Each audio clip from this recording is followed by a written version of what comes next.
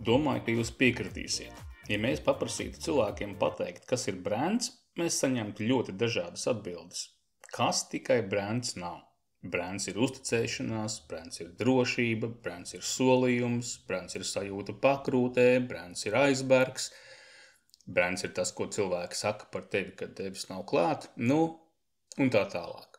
Bet, principā, tas ir līdzīgi kā tad, ja es prasītu, kas ir automašīna, un man atbildētu, ka auto tas ir karburators, auto tas ir motors, tie ir riteņi, tā ir iespēja kaut kur aizbraukt, auto tas ir prestižs, bla, bla, bla.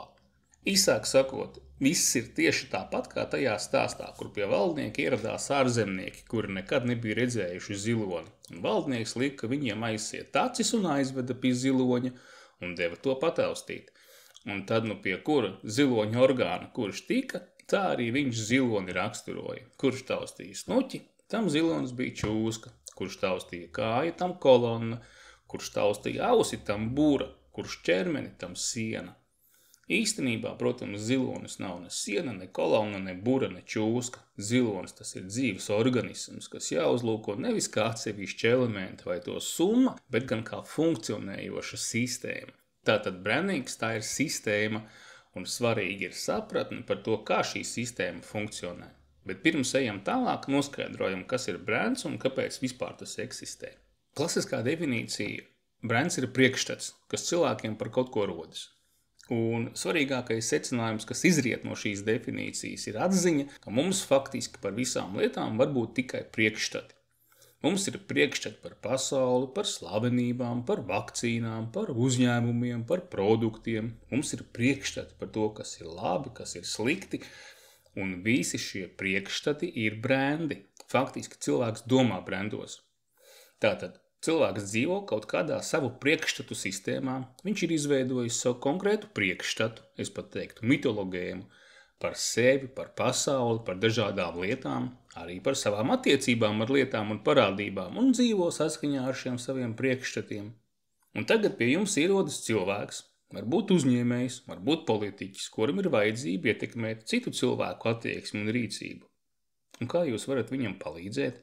Protams, kaut kādā veidā cenšoties izmainīt cilvēku galvās esošos priekšstatus vai arī radot jaunus priekšstatus. Kā tas darbojas? Konkrēts piemērs. Kamēr cilvēki domāja, ka Zeme ir plakana, viņi pat nemēģināja tajā braukt apkārt. Jo Zeme taču ir plakana. Aizbrauksiet līdz Zemes malai, nokritīsiet. Bet tiklīdz cilvēks apjēdza, ka Zeme ir apaļa, tā viņš uzreiz bija gatavs doties ceļā. Un tā arī ir brendu vērtība. Priekšstati, brendi ietekmē cilvēka attieksmes un rīcības, un rezultātā maina un veido realitāti. Loģiski. Nākošais jautājums ir, tad kā veidot priekšstatu, brendu un ar ko sākt? Un te mēs nonākam pie tās tēmas, kāda šai lekcijai ir dota, proti brands nav atpazīstamība. Jo ļoti populārs ir viedoklis, ka galvenais ir veicināt atpazīstamību. Atpazīstamība pati visu atrisinās. Tā tad varam pierakstīt. Viedoklis, kā atpazīstamība ir brenda spēka mēraukla, ir ļoti plakans un primitivizēts. Lai es nebūtu propagandists, man gan uzreiz ir jāsaka, ka atpazīstamība nav slikta. Nekādā ziņā, jo atpazīstamība vairo zināmību, un cilvēks uzticās tam, kas viņam šķiet pazīstamāks. Un pazīstamāks, protams, būs tas, par ko viņš būs dzirdējis biežāk. Tātad atpazīstamība, protams, kaut kādā situācijā var garantēt, ka cilvēks šo lietu izvēlās, jo vienkārši tai uzticās vairāk daļ tā, ka par to ir biežāk dzirdējuši. Bet vai šāda stratēģija strādās jūsu konkrētajā gadījumā, tas jau ir atkarīgs no tā, ar ko jūs konkurējat, un kādas ir jūsu un jūsu konkurentu pozīcijas. Bet nekādā ziņā atpazīstamības vairošana nebūtu salīdzināma ar brenda būvēšanu, jo brands kā mehānisms, kā sistēma ir kaut kas daudz vairāk par pliku atpazīstamību. Un tūlīt es to gan pierādīšu, gan izskaidrošu. Un tātad no kā īsti brands sastāv, kā izskatās un kur atrodas? Sāksim ar to, kur brands atrodas. Bija tāds slavens citāts, ka produktu jūs ražojat fabrikās, bet brands ir jāveido cilvēku prātos. Vai arī vēl viens citāts. Lūpu krāsu mēs ražojam fabrikā, veikalos pārdodam cerību. Tātad brands ir priekšstats un atrodas tās nekur citur kā cilvēku prātos. Un pats par sevi brands ir neredzams. Piemēram, ja es jums saku galds, Jūs taču iztēlē redziet galdu, vai ne? Jo tam piemīt forma. Un pat ja es saku kosmos, jūs noteikti spējiet iztēloties pat tādu bezgalīgu lietu kā kosmos. Savukārt, ja es saku brands, kā viņš izskatās? Ko jūs redziet savā iztēlē? Coca-Colas pudele var būt. Tātad jēdzienam brands nav vizualizācijas, jo brands tā ir sistēma, kas sastāv no cilvēka domāšanai un uztverēji svarīgiem elementiem. Tātad jautājums vietā, kas tad ir par cilvēku uztveri un domāšanai svarīgiem elementiem, no kā brands sastāv? Atbildu. Pirmkārt, lai brands būtu spēcīgs, tam ir jābūt fokusētam un spējīgam ieņemt konkrētu pozīciju cilvēka prātā. Tāpēc pirmā brenda sastāvdaļa ir stratēģisks un unikāls pozicionējums. Akcentēju vēlreiz. Stratēģisks un unikāls. Kāpēc pozicionējumam jābūt unikālam? Lūk, ja kaut kas ir tāds pats kā visi citi, to nepamanīs, un tas nevienu neinteresēs. Faktiski, jo unikalitāte izteiktāka, jo brands spēcīgāks. Savukārt stratēģisks tādēļ, ka pozicionēšanas jēga ir apsteigt konkurentus. Lūk, un šim unikālajam un stratēģiskajam brenda pozicionējumam ir jāpasaka cilvēkam, kas šī vispār ir par lietu. Pozicionējuma uzdevums, teiksim tā, ir uzlikt šo lietu uz realitātes kartes, kas atrodas cilvēka prātā. Tas ir ļoti svarīgi. Pozicionējums tātad uzliek konkrēto objektu uz realitātes kartes, kas atrodas cilvēka prātā. Turklāt pozicionējums ir racionāls un strādā tas ar racionālo smadzeņu puslodi. Savukārt tas ir svarīgi, jo cilvēkam ir divas smadzeņu puslodes – racionālā un emocionālā. Racionāli mēs brendu pozicionējam, jo tā ir stratēģija, tā ir loģika. Tā ir puslode, kur 1 + 1 ir 2. Loģiski? Loģiski. Bet otra puslode ir emocionālā, tēlainā, vizuālā. Un kā funkcionē tēlainā domāšana? Asociatīvi, bez loģikas, tā kā sapnis. Tur nav fizikas, tur nav loģikas, ir tikai asociatīva ideju plūsma. Ja pēc loģikas 1 + 1 ir 2, tad asociatīvi domājot labajā puslodē 1 + 1 ir 11. Tātad otra brenda formulas daļa ir asociācijas, jo emocionālā puslode domā asociatīvi. No vienas puses racionāls pozicionējums, no otras puses tēlēnās asociācijas, kuras mēs vēlamies piešķirt konkrētiem objektam, kura brendu mēs veidojam cilvēka prātā. Lūk, tā darbojas cilvēka smadzenes. Starp citu jautājums. Kad cilvēki pērk? Tad, kad ir noticējuši. Bet ticība, kuras puslodes funkcija tā ir? Loģiskās puslodes? Ticība nav loģiska. Jūs tiešām variet kādu ar racionāliem argumentiem pārliecināt noticēt? Tas vienkārši nav iespējams. Tātad, lai noticētu, ir nepieciešamas emocijas, tēlēnība, asociācijas, intuitīvas sajūtas. Lūk.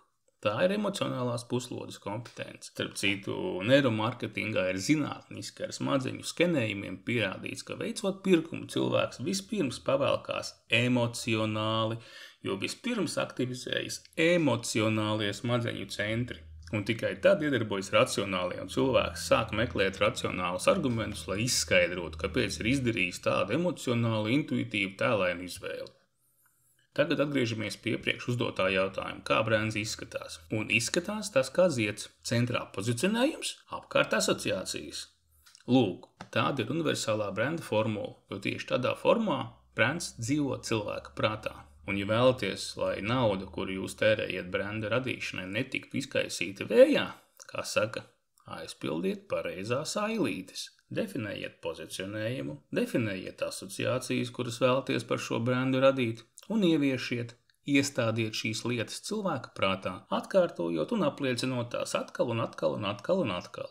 Visos saskarsmes punktos, kas cilvēkam ar brendu rodas, vai arī par to liecina, tajā skaitā lietotāja atsauksmēs. Tātad pašreiz mēs esam noskaidrojuši, kas ir brends, kur tas atrodas un kā tas izskatās. Bet pagaidām tā ir statika. Tie ir statiski parametri. Savukārt brends pēc būtības ir brandings. Tā ir dzīva sistēma. Tas ir process un darbība, kas notiek nepārtraukti.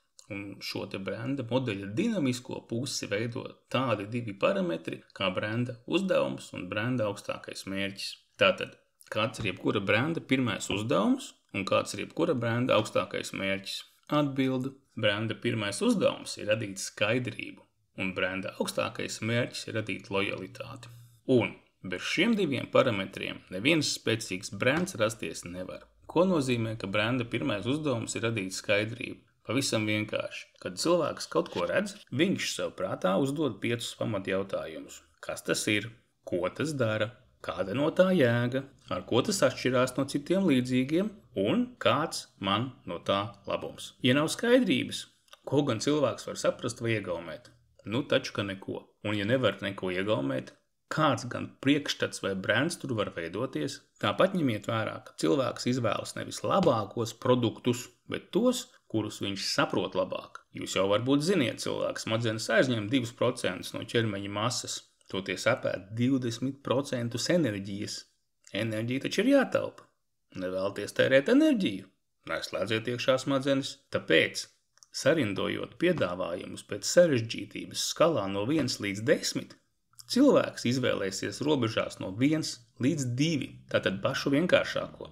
Nevis 3, nevis 4, nevis 9, bet gan 1 vai 2. Tāpēc brenda pirmais uzdevums ir radīt skaidrību, jo tikai, kad cilvēks visu saprot skaidri un vienkārši, viņš var sākt iegaumēt un izvēlēties. Tālāk. Un kāpēc brenda augstākais mērķis ir radīt lojalitāti? Tādēļ, ka pirmkārt, lojālais klients veids atkārtotus pirkumus un tādējādi ietaupa naudu, ko citkārt uzņēmums tērētu klientu piesaistīšanai. Otrakārt, lojālais klients labāk saprot piedāvāto vērtību un tāpēc ir gatavs maksāt augstāku cenu.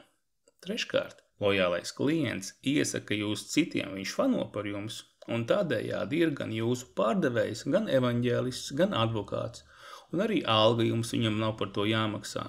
Domāju, ka šī ieguvumi ir saprotami ikvienam. Tātad tagad jautājums, kā radīt šo lojālo klientu? Un nu dien, lielākais brandinga noslēpums, un es tiešām nejokoju, ir, ka lojalitāte tās ir attiecības, bet attiecības iespējams tikai starp 2 personībām. Un ja klients jūsu produktu vai uzņēmumu nespēja personificēt, nespēja uztvert kā personību, tad nekāda lojalitāte tur nekad veidoties nevar pēc definīcijas. Un šāds brands nekad nesasniegs savu augstāko mērķi un nekad nekļūs vērtīgs un ienesīgs.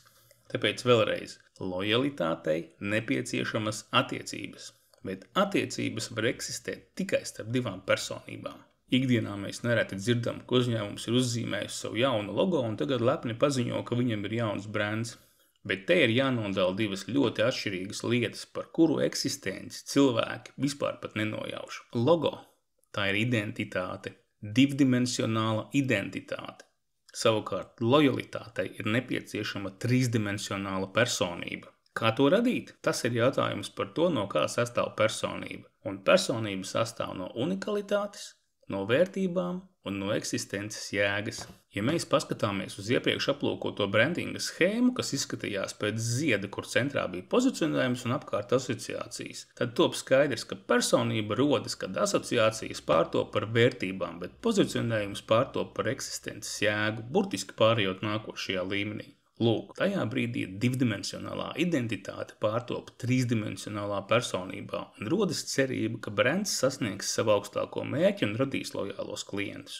Ar visiem no tā izrietošiem ieguvumiem. Lūk, praktiski tas arī viss. Tātad rezumējot, branda stabilais pamats ir strateģisks pozicionējums, kuru ietver asociācijas. Branda pirmais uzdevums ir radīt skaidrību.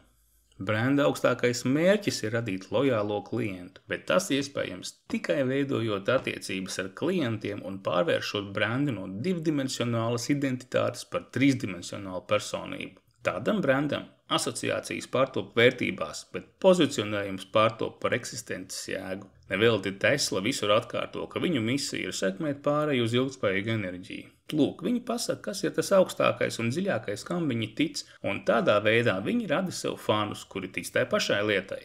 Un ar brandingu nodarboties ir vērts, jo neviena atpazīstamības veicināšanas kampaņa jūsu labā nespēs izdarīt ne 10. daļu no tā, ko spēj paveikt klienti, ar kuriem brands būs pratis izveidot spēcīgas emocionālas attiecības, pārvēršot tos par faniem, advokātiem, evaņģēlistiem, jūsu aizstāvjiem un pārdevējiem.